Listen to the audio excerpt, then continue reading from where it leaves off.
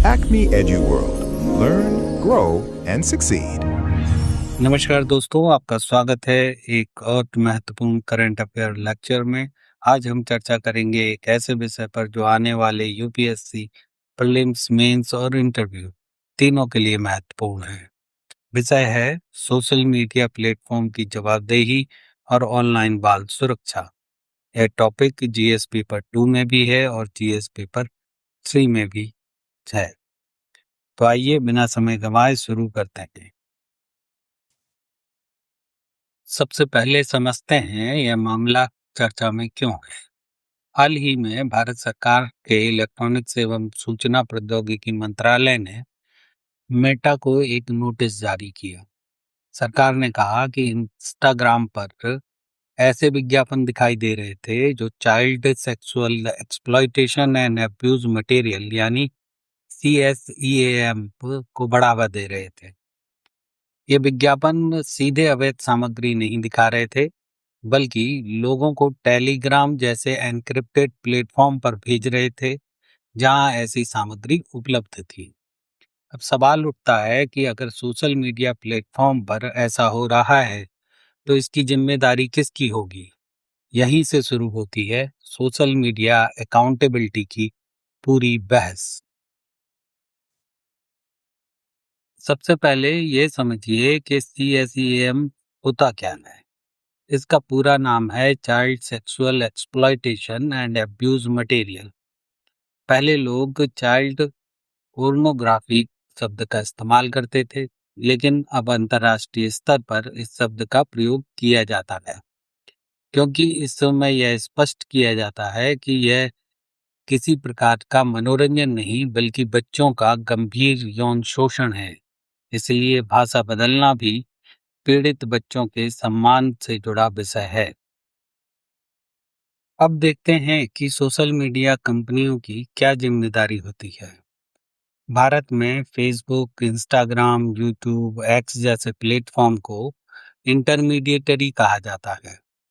Intermediary का मतलब है ऐसा डिजिटल प्लेटफॉर्म जो स्वयं कंटेंट नहीं बनाता, बल्कि उपयोगकर्ताओं द्वारा पोस्ट की गई सामग्री को होस्ट करता है। लेकिन इसका अर्थ यह बिल्कुल नहीं है कि प्लेटफॉर्म की कोई जिम्मेदारी ही नहीं है। यहीं आता है एक महत्वपूर्ण शब्द, safe harbour protection. Safe harbour क्या है? आईटी एक्ट 2000 की धारा 79 के तहत सोशल मीडिया कंपनियों को सेफ हार्बर प्रोटेक्शन दी गई है। इसका अर्थ है यदि कोई उपयोगकर्ता अवैध पोस्ट डालता है तो उसकी पूरी जिम्मेदारी कंपनी पर नहीं आएगी, लेकिन यह शर्त के साथ दी गई सुरक्षा है। यदि कंपनी अवैध सामग्री को हटाने में लापरवाही करे, शिकायत मिलने पर भी कार्रवाई ना करे या जानबूझकर ऐसे कंटेंट से लाभ कमाए, तो सरकार उसकी सेफ हार्बर प्रोटेक्शन को समाप्त कर सकती है, यानी कंपनी पर भी मुकदमा चल सकता है। इसलिए सेफ हार्बर कोई स्थायी ढाल नहीं है। अब एक सवाल सामने आता है कि इतनी बड़ी कंपनियों के एआई सिस्टम होने के बावजूद ऐसी सामग्री बच कैसे जाती है। यहीं पर आती है एल्गोरिदमिक फेल्योर की अवधारणा। सोशल मीडिया कंपनियां एआई और मशीन लर्निंग के माध्यम से करोड़ों पोस्टों पर निगरानी करती हैं, लेकिन अपराधी लगातार नए तरीके खोज लेते हैं। वे कोड वर्ड, इमोजी, बदले हुए स्पेलिंग और अलग-अलग तस्वीरों के उपयोग करते हैं जिसे एआई पहचान नहीं पाता है। इसलिए केवल आर्टिफिशियल इंटेलिजेंस पर्याप्त नहीं है, एआई के साथ-साथ प्रशिक्षित ह्यूमन मॉडरेटर्स भी आवश्यक हैं। अब अपराधियों ने नए तरीके अपनाए हैं, जरा इनको देखिए। कि पहले सीधे वेबसाइट बनाते थे अपराधी, पर अब वे ऐसा नहीं करते हैं। वे इंस्टाग्राम जैसे लोकप्रिय प्लेटफॉर्म पर विज्ञापन देते हैं, वहां से लोगों को टेलीग्राम जैसे एन्क्रिप्टेड प्लेटफॉर्म पर भेजते हैं, यानी विज्ञापन एक जगह, अपराध दूसरी जगह।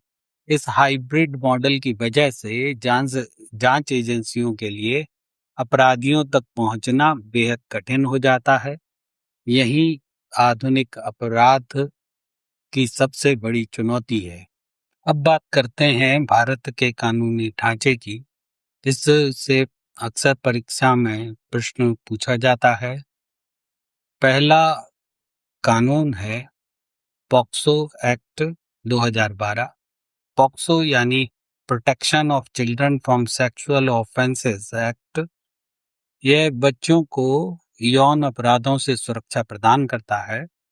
इसकी धारा 14 और 15 के अंतर्गत बाल यौन शोषण सामग्री का निर्माण, संग्रह, प्रसारण और व्यापार सभी अपराध है।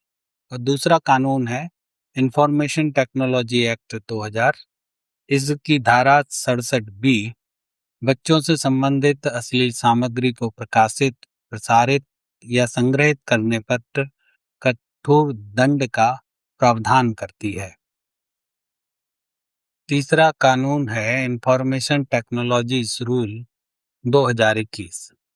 इसमें कंपनियों के लिए कुछ नियम दिए गए हैं, जिसमें पहला है शिकायत अधिकारियों को नियुक्त करना होगा।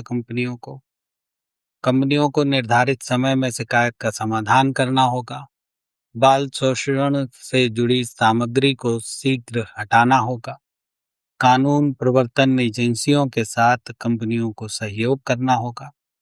यानी सरकार ने प्लेटफॉर्म की जवाबदेही पहले से ही तय कर रखी है। लेकिन क्या कानून बना देने से समस्या खत्म हो जाएगी? नहीं, बिल्कुल नहीं। इस समस्या की जड़ें कहीं अधिक गहरी हैं। पहली चुनौती है end to end encryption. Telegram और कुछ अन्य प्लेटफॉर्म पर संदेश एन्क्रिप्टेड होते हैं। इससे उपयोगकर्ता की प्राइवेसी तो सुरक्षित रहती है, लेकिन कई बार अपराधी भी इसी तकनीक का दुरुपयोग करते हैं। यही प्राइवेसी और नेशनल सिक्योरिटी के बीच संतुलन का प्रश्न सामने आ जाता है। दूसरी चुनौती है क्रॉस बॉर्डर साइबर क्राइम। यानी कि इंस्टाग्राम का सर्वर एक देश में है, टेलीग्राम का दूसरे देश में और अपराधी तीसरे देश में हो सकता है। इसलिए केवल भारत का कानून पर्याप्त नहीं है, अंतर्राष्ट्रीय सहयोग भी उतना ही आवश्यक है। अब चुनौतियों के बाद हिस्सा है समाधान का। ये परीक्षा में अक्सर पूछा जाता है, लिखित परीक्षा में, कि इस समस्या का समाधान बताइए। तो इससे के लिए हम कुछ बिंदु आपको दे देते हैं कि एक समाधान है कि ह्यूमन मॉडरेटर्स की संख्या बढ़ाई जाए। मेटा, टेलीग्राम और गूगल जैसी कंपनियों के बीच एक नेटवर्क साझा करने का एक सुरक्षित तंत्र बनाया जाए और बार बार नियमों का उल्लंघन करने वाले प्लेटफॉर्मों के विरुद्ध सेफ हार्बर प्रोटेक्शन को समाप्त किया जाए और कठोर कार्रवाई की जाए। अभिभावकों और बच्चों में डिजिटल लिटरेसी बढ़ाई जाए।